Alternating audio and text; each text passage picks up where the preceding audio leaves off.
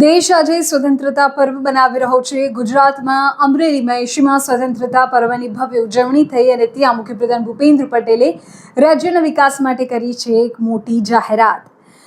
80મા સ્વતંત્રતા પર્વની રાજ્યકક્ષાની ઉજવણી આજે અમરેલી ખાતે થઈ અને આ ઐતિહાસિક પ્રસંગે મુખ્યપ્રધાને ધ્વજવંદન કરી રાજ્યના નાગરિકોને, ગ્રામીણ પરિવારોને, ખાસ તો ભૂલકાઓને, બાળકોને, યુવાનોને કેટલીક મહત્વપૂર્ણ યોજનાઓ અને તેમના માટેના નિર્ણયોની જાહેરાત કરી છે। સૌથી પહેલા મુખ્યપ્રધાને ગ્રામીણ આવાસ ક્ષેત્રે ઐતિહાસિક નિર્ણય લેતા જણાવ્યું કે પાત્રતા ધરાવતા ગ્રામીણ પરિવારોને આવાસ બનાવવા માટે જો પંચાયત પાસે સરકારી કે ગૌચરની જમીન ઉપલબ્ધ નહીં હોય તો રાજ્ય સરકાર પોતે ખાનગી જમીન ખરીદીને પણ આવા પરિવારોને વિનામૂલ્યે ઘરથાળના પ્લોટ ફાળવશે।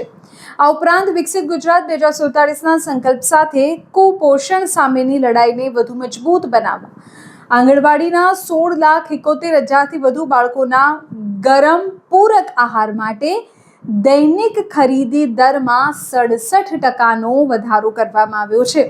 અગાઉ પ્રતિ બાળક ₹5.10 અપાતા હતા, તેને બદલે હવે ₹8.50 થશે।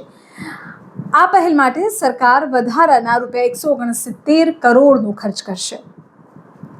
તો યુવાનોના ઉચ્ચ શિક્ષણના સ્વપ્નોને પાંખો આપતા બિન અનામત વર્ગો માટે મોટી રાહત આપવામાં આવી છે। ગુજરાત બિન અનામત શૈક્ષણિક અને આર્થિક વિકાસ નિગમ દ્વારા વિદેશ અભ્યાસ માટે આપવામાં આવતી લોન યોજનામાં પરિવારની વાર્ષિક આવક મર્યાદા ₹6 લાખથી વધારીને ₹10 લાખ કરી દેવાઈ છે। આ ખૂબ મોટા સમાચાર છે।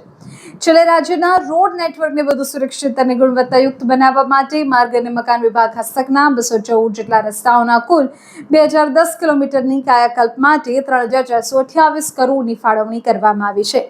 મુખ્યપ્રધાન ભૂપેન્દ્ર પટેલની આ જાહેરાતોથી રાજ્યના ગ્રામીણ વિસ્તારો, યુવા વર્ગ અને બાળકોના આરોગ્યને નવી દિશા મળશે।